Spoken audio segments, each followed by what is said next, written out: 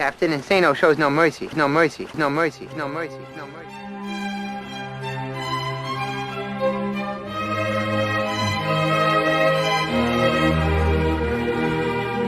Straight cash, homie. Yeah, it's gonna be a long day. It's gonna be a long day for your ass, boy.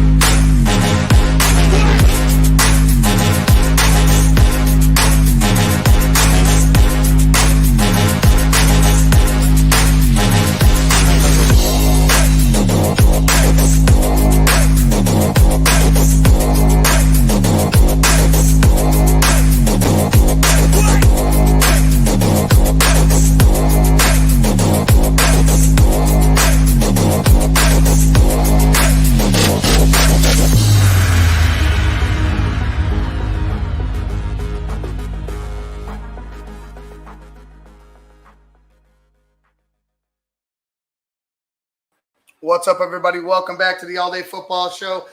Bears win 20-17, which, man, if you were watching that game at the end, you were at the edge of your seat, probably cursing a lot if you're a Chicago fan. They made it interesting at the end, but they do get the victory when it's all said and done, 20-17. I was very upset with the play calling late. I felt like if you were going to go, after that third interception, Joe Burrow threw, and he threw 3 interceptions in a row after 199 straight without passes, without a pick. You need to punch it in. We talked about touchdowns over field goals.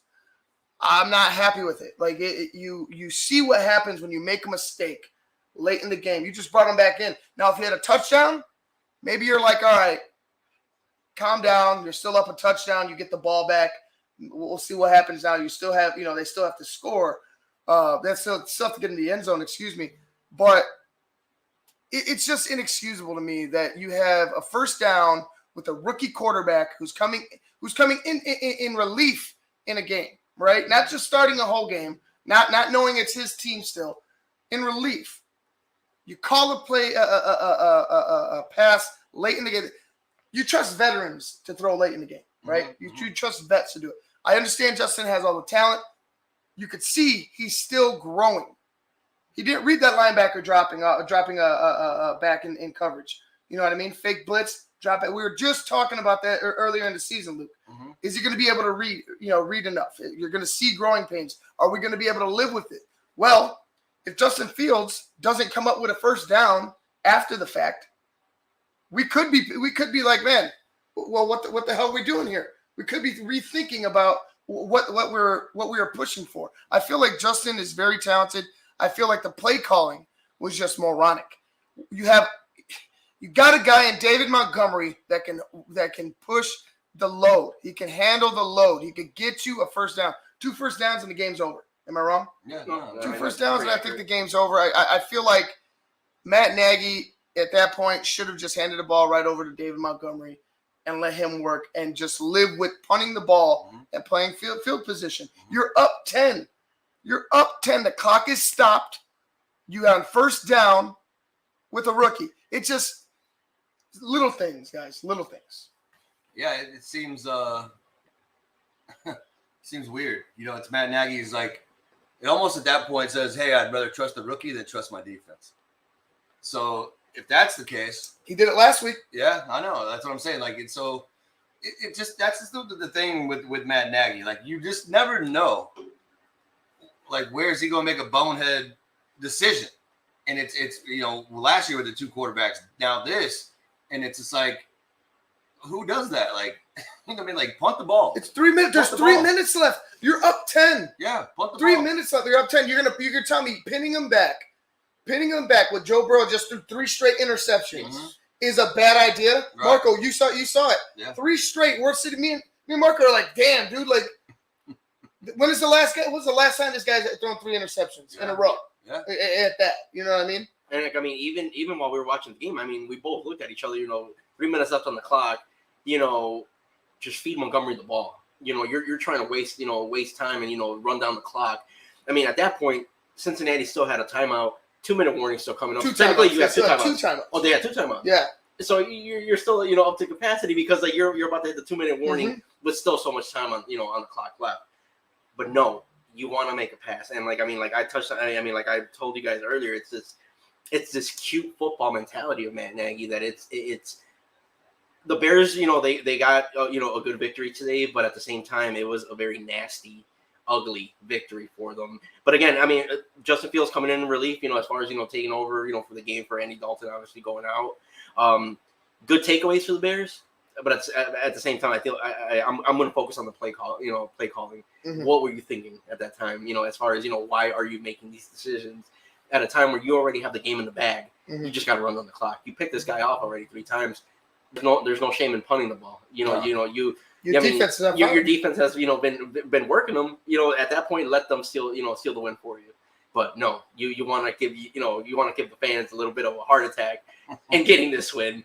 But I have a lot of questions. It made perfect sense in his head. Yeah. Well, that's what I'm saying. It makes perfect sense to him, but to everybody else, we're sitting here like, what in the hell? Yeah. You and that question will be asked in the postgame. Oh, I'm sure. It better be asked. It better be asked. Why are you passing on first down with 3 minutes? You're up 10. Why? It just seemed to me that you wanted to script a storybook ending to Justin Fields' first, his first real live NFL action. Right. Like that's what it sounded like. His first extensive real live NFL action. It just seemed like Matt Nagy wanted it to be, he wanted the cherry on top instead of going ahead and making the smart move. Say, hey, run it on first down, run it on second down, and maybe we hit him with play action on third. Yeah. If we really want to pick it up and end the game right there and then. You know what I mean? You waste their timeouts on those couple runs. If you get it down long enough, you've got 40 seconds in between each play. So you got one run, 40 seconds. You're down to about 258, 2 something, about around there. Run again, another 40 seconds. Third down, and you're about the 2-minute warning. Yeah. Third down, and you're at the 2-minute warning.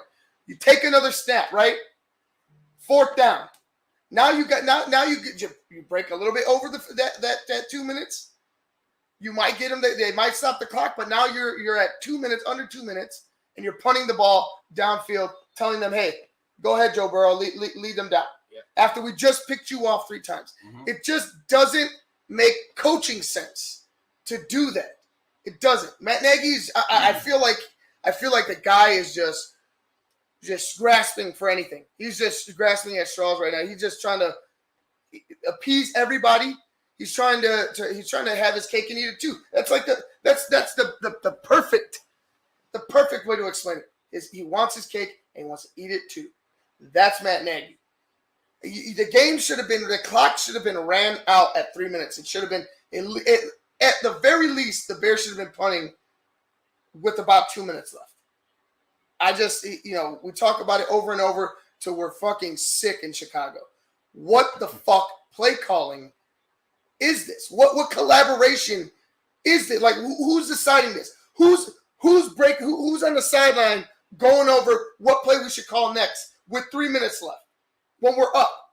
When it's cut and dried. It's cut and dry. Like Luke, we can't figure ourselves out when the guy is fucking down and the guy wants to give the lead away when we're up.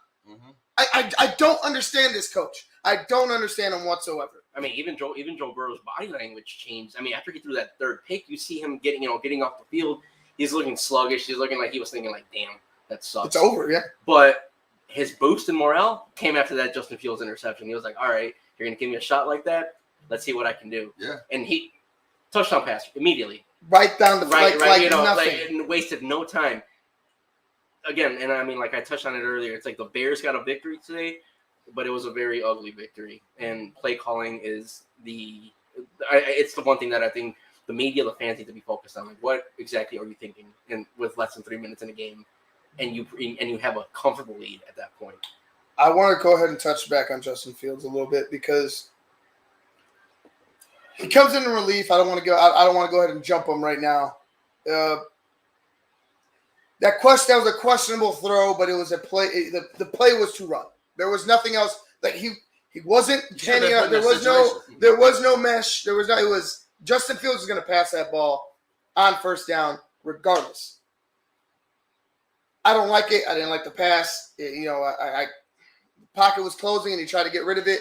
Like I said, he needs to be able to read defenses. He needs an extensive archive of being able to go up against the NFL, like the NFL's best. And I'm talking about week in and week out. I have all the confidence in the world in Justin Fields. This is just week one. But we talked about the coaches putting them in the best position to win. That was not success right there. No. That was not going after success. Being humble is running the football, punting, and saying, hey, Sean Desai, tell the boys to lock it fucking down so we could go home with a win. What Matt Nagy did is some Madden-type bullshit where you want to run the clock up, you want to appease the fans, you want to be the superstar, you want the swag, you want the club dub.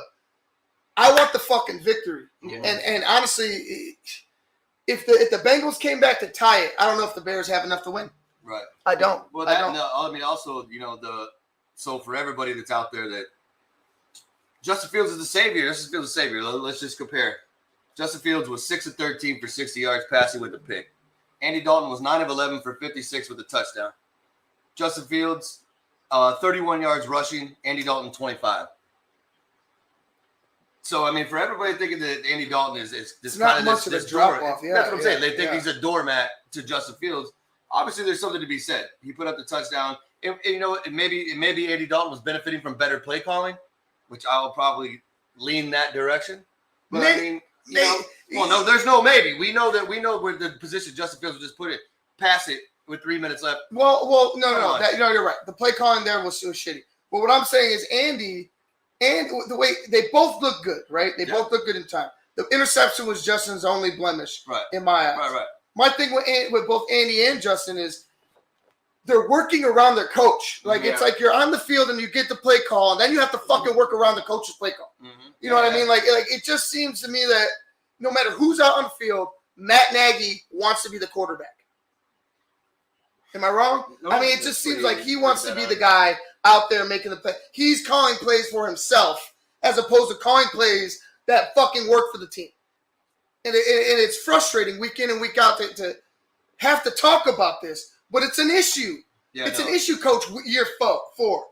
It's an issue year 4. The biggest thing should be come on. Like the biggest thing should be especially after last season's debacle and everything like that. I mean, ever since the guy's been there, there's been questionable things done by him, whether it be the quarterback controversy, the way he pulled Trubisky, the way after the Wims thing, Laser took all the guys and got them together. It wasn't Nagy. You know what I mean? Like there's just things that go with this guy that you're just like, head coaching and you do not mix. You may be the greatest offensive play caller ever, maybe, but as far as leading men and leading a football team and making the right decision at the right moment, you're not that guy. And you guys saw, I'm not being like I was up. I'm over here jumping around, yelling for the at the top of my lungs because the defense got 3 picks in a row. It was like the fucking floodgates opened for the defense, and I was happy. And then all of a sudden, and then we have Justin in. What more could I want? You know what I mean? Everything's coming. It seemed like everything was coming together. We won the game. I get it. We won the game. I get it. Seeing how we won the game at the end, you should be walking away 7-point victory, maybe a 10-point victory still for your defense, which I trust to have shut them down coming back. I don't trust your head coach. I don't trust the head coach. He's a detriment to the team. He's gonna be a detriment to your rookie quarterback, your future, your franchise, if he doesn't figure it out. You have a running back coach. You have 3 of them. Use them. Late in the game, up 10. First down, clock stop. You're up 2 possessions, coach. In the shadow of your own goal line. Run the fucking football. It's that simple. It's that simple.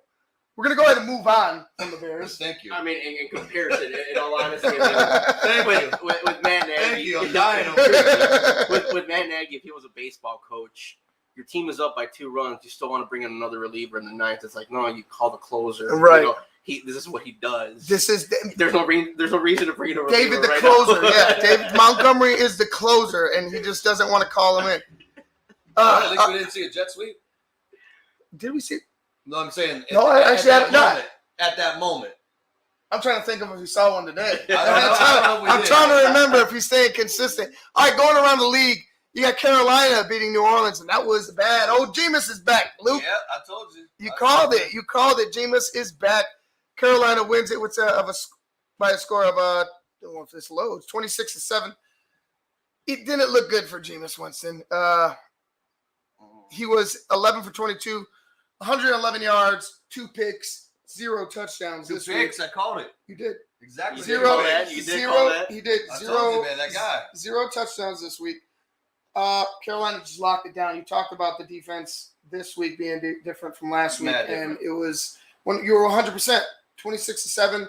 They couldn't get anything done. There was a donut in that column for a long time in the game, for a long time for the Saints. And after putting on 38 points last week against Green Bay, that's a very, very big disappointment coming into your second game. You're looking at night and day at that point. Yeah, right. The biggest thing about Jameis and the New Orleans Saints is who knows you better than anybody else in football? The Tampa Bay Buccaneers. So this is what they put up against Carolina, another division rival. Now wait till that Tampa Bay defense gets a hold of Jameis. Like Jameis may go out there and say, "Yeah, I want to get back my old team," but guess what? There's 22 other guys over there that just want a ring. And want you to know that, like, listen, young boy, just cool your jets. You know what I mean? Like, just calm down. Like, and I mean, like, I don't know. I mean, Jameis is just Jameis. Like, I don't care if he had a bionic arm installed. I don't think it would make a difference because between the ears, Jameis is just not the guy. It's that simple. I mean, like I said, you can make excuses. Tampa, he didn't have an offensive line.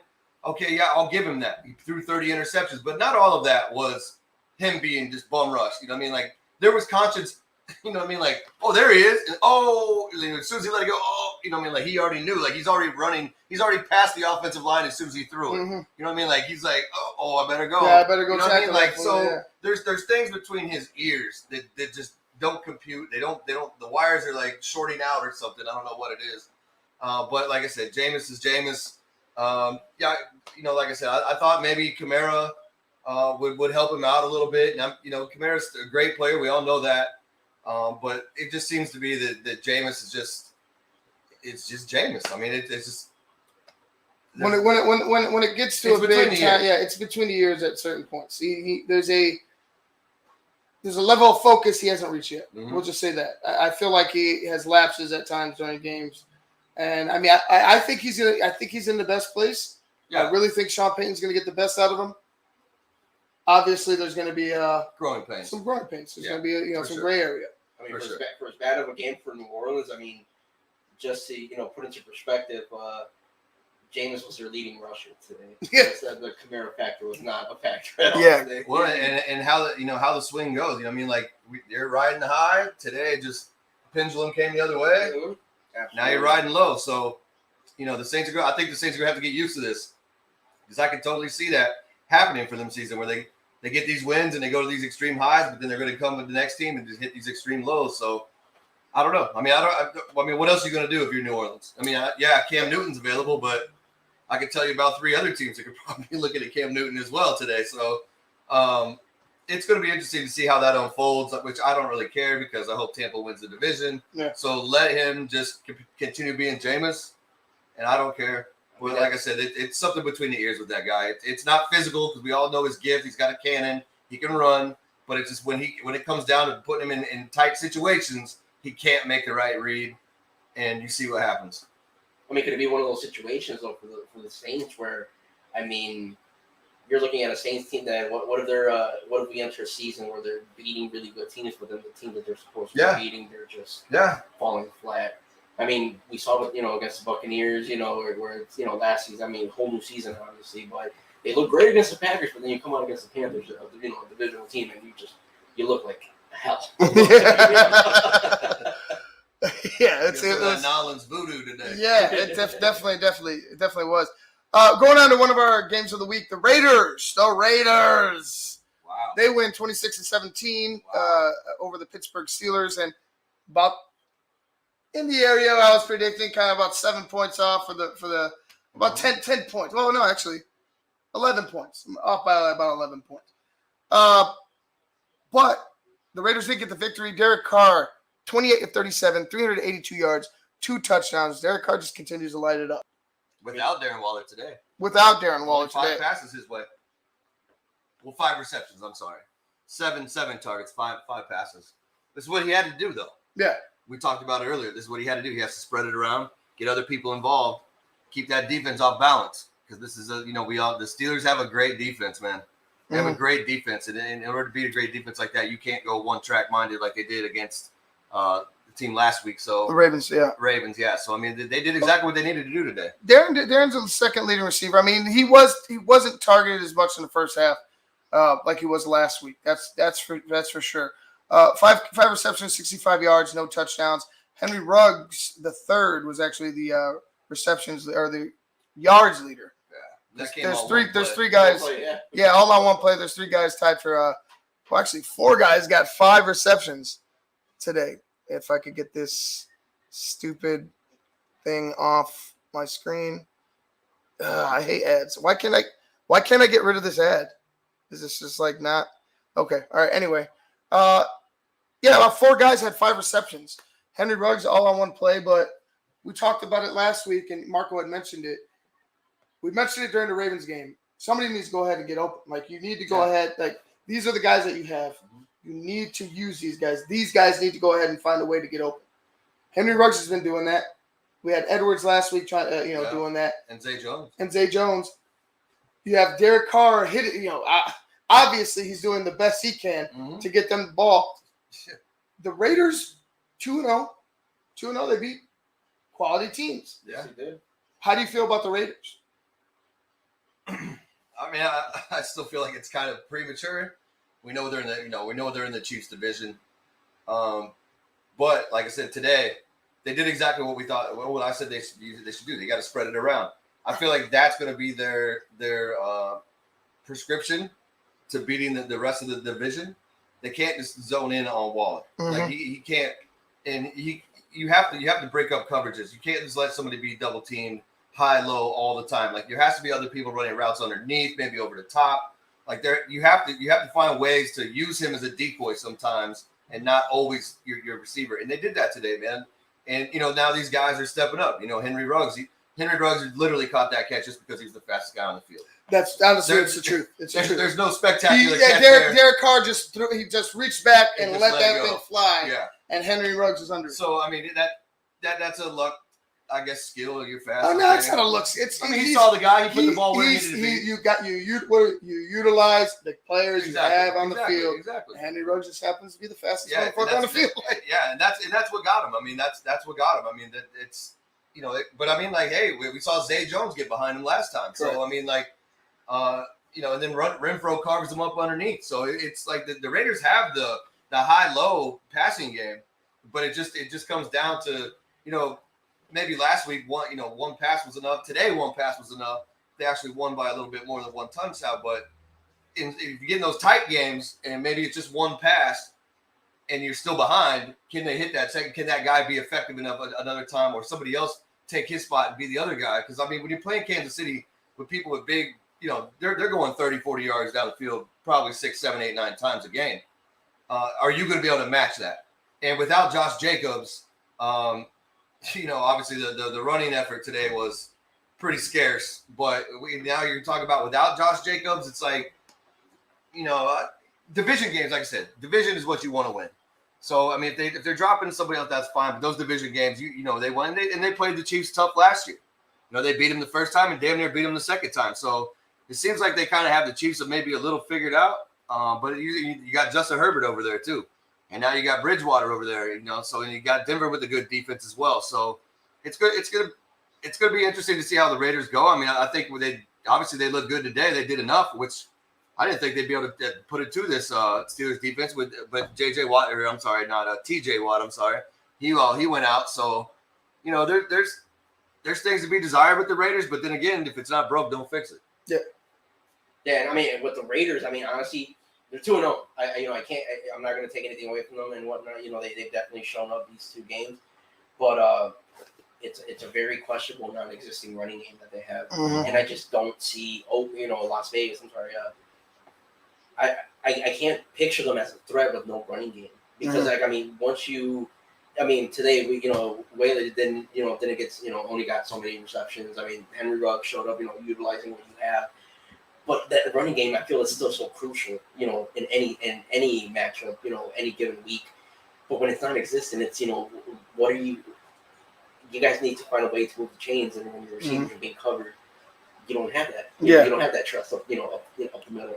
So it's a questionable running game. It's it's something that I feel. They still have a whole the rest of the season to figure out. But that's the only thing I'm questioning about the Las Vegas Raiders right now. It's the running game. Who's going to step up for them? Peyton Barber, I think 34 yards today. Not very good. For the day. But running game. That's what I'm questioning about the Raiders. And props to Carr for not turning the ball over. Yeah. Another game over 300 yards. Yeah. He had an interception. He had a pick last week, but that was a fuck. I'm not gonna. I can't put that on him. No, I can't put that on him.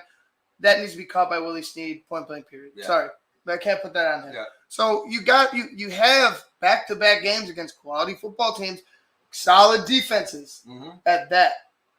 We're going to now we have to look forward to meeting your arch rival in Kansas City, and they have a quality defense too. So it should give you some encouragement. You beat 2 quality defenses. It is early in the season. They do need time to gel. Defenses I feel like get better later in the year. Yes, but sure. you just have to tip your cap to Derek Carr and the Raiders. They took care of business. It wasn't pretty the first game.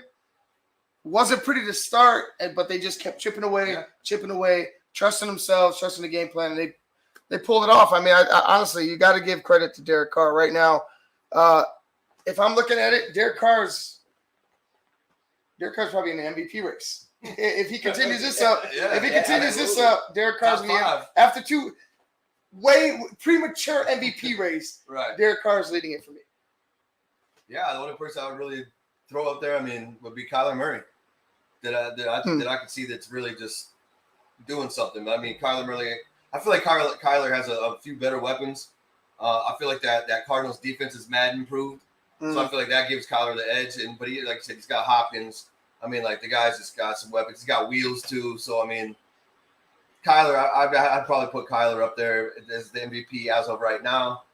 But like I said, if Derek Carr can continue to do this, and they can continue to spread the ball around like this, and he can keep those turnovers under 1, 2 a game. If under 1, you would hope, but if one a game, maybe okay, that's fine. But if he could put up 400 yards, I'll take 400 yards of one interception. Well, if he's throwing 3 touchdowns, and it's in that interception, if the interception's obsolete, if it's in garbage time and he throws a pick, whatever. Right. The interception, it depends on when he throws it. Right, exactly. So I just got to say, I like Kyler Murray. I like that. I want to see him again play this week. I want to see him play this week, but I like that. I like those 2 right now. It's like those are my top 2 quarterbacks right now. Derek Carr, a little dark horse. It is a little dark. He is a little dark horse because he's even said it. He has a roller coaster career, but the talent is there. All right, before we wrap things up, around the league, the Browns beat the Houston Texans 31-21. The LA Rams beat the Colts in a good one. Yes, it was a good one. We caught the tail end of it about 19 seconds, so there wasn't really much to see there at the end for us. But the Rams won 27-24. The 49ers beat the Eagles 17-11. The Buffalo Bills beat the crap out of the Miami Dolphins 35-0. Denver wins 23-13. New England 25. The New York Jets, Jetu stink 6. And it sucks. I felt like the Jets should have played better, but you know what? Belichick defense, you got a quarterback a quarterback that listens. You know what I mean? A quarterback that just follows the script. I think the Patriots are going to be a playoff-bound team, not a Super Bowl-bound team. Please, God, no. Playoffs is definitely a possibility for this team, even with a rookie quarterback. But that's going to wrap things up for us right here for the halftime show of our first set of games. I know, Marco, you might be here for the halftime of the next round. Yes, absolutely. Okay, so you'll be here for halftime next round. I think you have to take off. But me and Luke will be here all night. Marco, like I said, will be here for the halftime of the next round of games, and then we'll say goodbye until next week. But tomorrow. Yeah, until tomorrow. That's right. Next week. Till next week. Tomorrow. Same, but different. All right, guys, that's it for us. We'll see you at the half of the next set. Well, which ones are we cover? We got the Titans. Seahawks right now. Yeah, Titans, Seahawks, and then Cardinals Vikes. and Vikings. All right, guys. Tampa Bay. Until halftime. Peace. Captain Insano shows no mercy. No mercy. No mercy. No mercy. No mercy.